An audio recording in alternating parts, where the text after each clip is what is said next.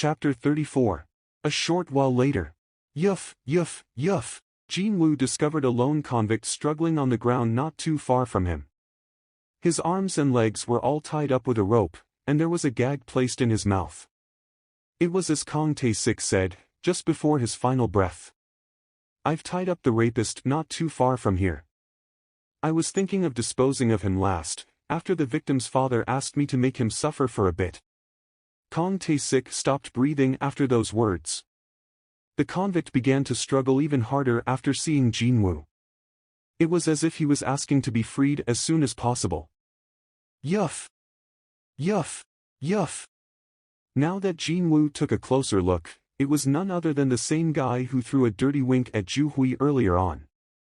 As soon as Jinwoo pulled the gag off the convict's mouth, he breathed in and out heavily and widened his eyes. Pant, pant, pant.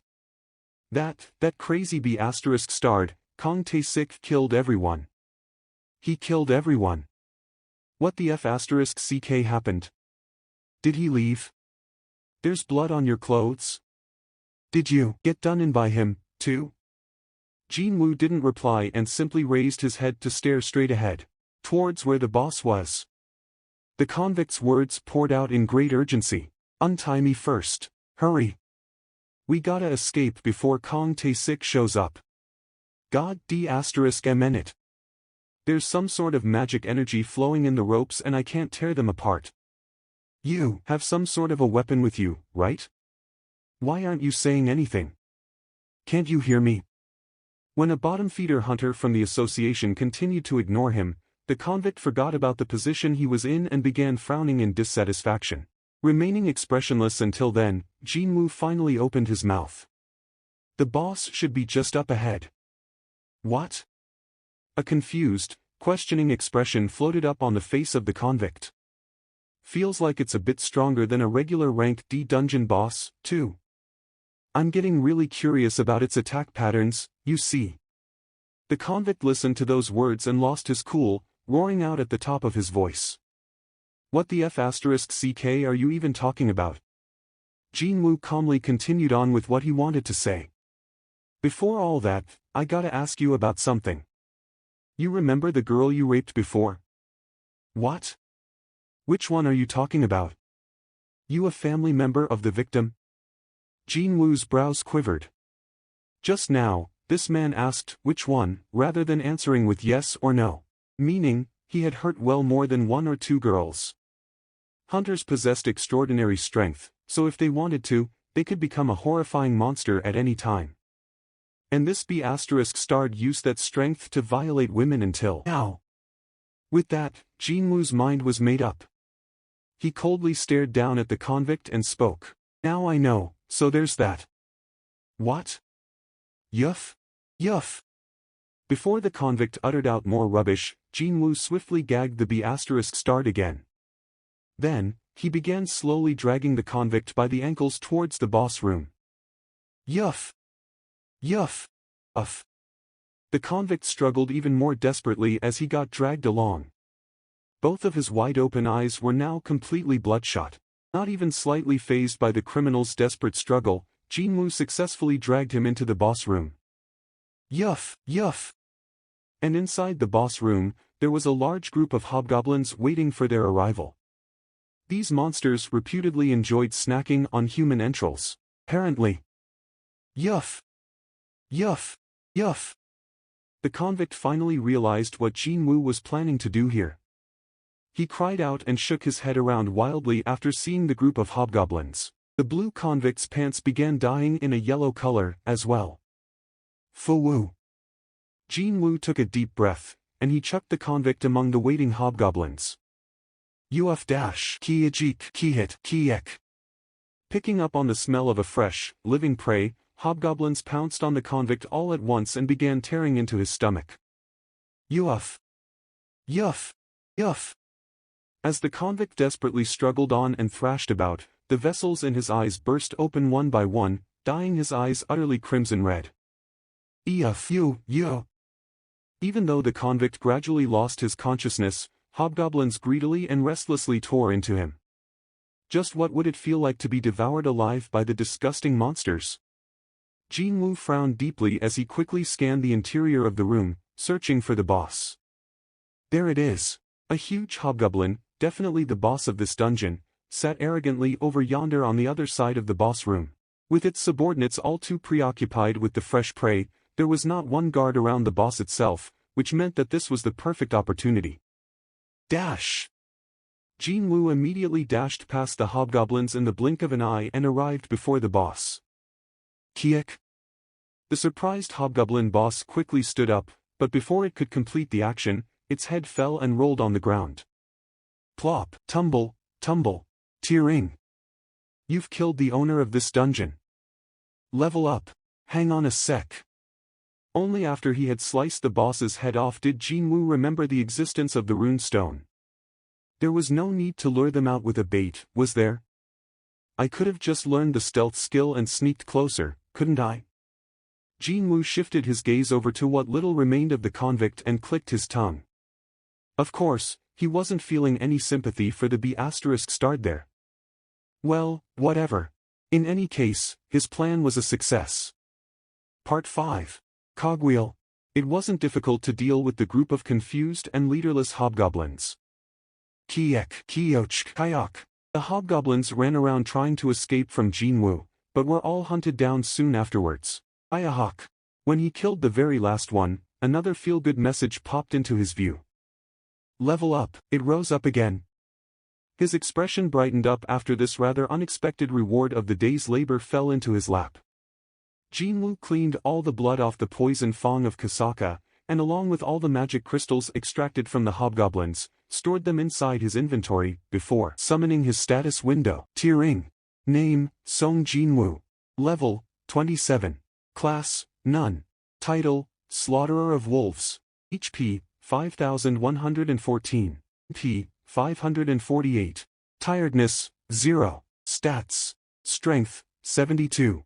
Stamina, 43. Agility, 82.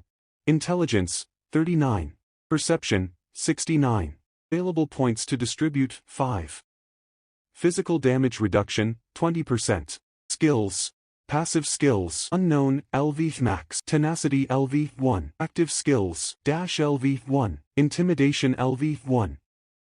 Equipped items. Gatekeeper's Necklace, A. Before he knew it, his level was almost near the 30th mark.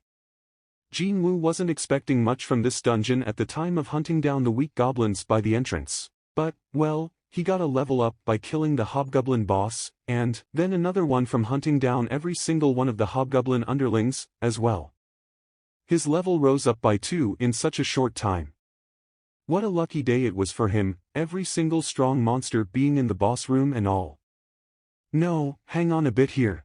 It's a bit too much to call this good luck. 3 diverging pathways, and the difficulty of the boss room. If the low-ranked hunters got too conceited after hunting down weak goblins and arrogantly stepped into the boss room, then they might have met with a serious accident from the appearance of all these hobgoblins. Unlike the goblins, hobgoblins were pretty tough monsters to contend with. There are some instances of hobgoblins appearing in dungeons full of goblins, but, well, it was still very rare to see such a big group of hobgoblins in a single location as it was in the case of this dungeon. Really now, it was utterly impossible to predict what might happen inside a dungeon. Someone's lucky day might turn into someone else's worst nightmare. The only protection one had in this place was the one's own power. That was why Jinwoo wanted to get stronger. Surviving inside a dungeon was one thing, but what if there was a dungeon break near the hospital where his mother was staying? What if he got sneak attacked by a monster while out walking on the street? No, the monsters wouldn't be the only problems to worry about either. Hunters were also dangerous existences, just as much as the monsters themselves. Even if various organizations were trying to manage them, there would always be a limit. Indeed, he needed to possess the necessary strength to protect himself. There are limits to how powerful a hunter could become. However, there was no such thing for himself. Theoretically, he could grow stronger indefinitely as long as his stats increased and he found the right type of equipment to wear. And today, one more method of getting stronger had been added to his arsenal. It was none other than the rune stones. Jinwoo pulled out the rune stone from his pocket. Just like with other items, the information on the stone floated up like a hologram projection. Rune Stone, Stealth. You can absorb the skill by breaking this rune stone. To those who didn't know, this thing would have come across as a small pebble with weird letters carved on the surface, but if you were a hunter, you'd be salivating like crazy. Regardless of what your rank was, high-ranked hunters would have used it for themselves, while the lower-ranked ones would have sold it to the higher-ranked hunters. And a rune stone containing rare skills, such as this one with the stealth skill, would have especially fetched a large amount of money. When placed in an auction, this particular stone should fetch at least a few billion won, and when sold through the black market, several times more than that. There was only one reason why it would be more expensive in the black market. Because there would be no official record of who bought what with how much money. That was why having a hidden skill was the same thing as possessing one more powerful weapon. Just like how Kang Tae-sik had been hiding his stealth skill. If it weren't for his high perception stat, Jin Woo would have been killed for sure. Thinking about that sent chills down his spine. Let's forget about selling this. I can always make money later on. He'd not fall for the monetary temptation right now. His current priority was to become stronger than ever before. After all, there was no need to even mention just how useful this rare stealth skill would prove to be in the future. And to think, this little stone is worth several houses, no, several buildings, even. Still, Jin Woo quickly did something he'd never have dreamed of doing in the past. When he squeezed his hand tightly, the rune stone shattered into pieces without much resistance. Crack! A reddish aura seeped out from the cracks of the rune stone and slowly wrapped around his body. It was almost the same as when receiving the effects of the healing magic, only the color was wrong, being red and not blue. In any case, it wasn't a bad sensation.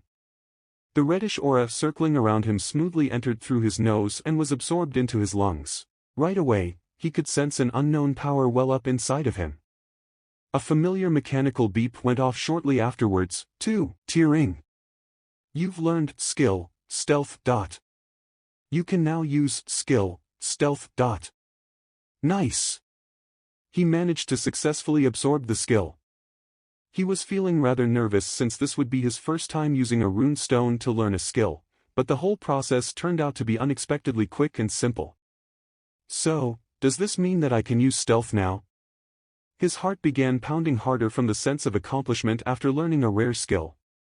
Well, the wise elders, they said that seeing was believing, so Jin Woo activated his new skill right away.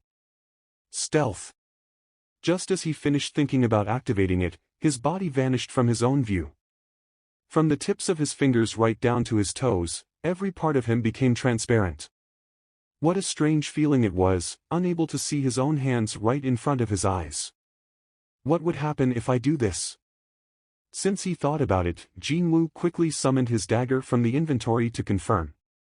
Then, he sensed gripping something in his hand. Rather mystifyingly, though, he could sense it but couldn't see it.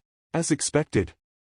Just like the knife that Kang Tae-sik had been carrying around, that stealth skill was also applied to his poison fang of Kasaka. As he thought, it wasn't that Kang Tae-sik's weapon was strange, it was simply the power of this skill, instead. I wonder, just how far does this skill cover?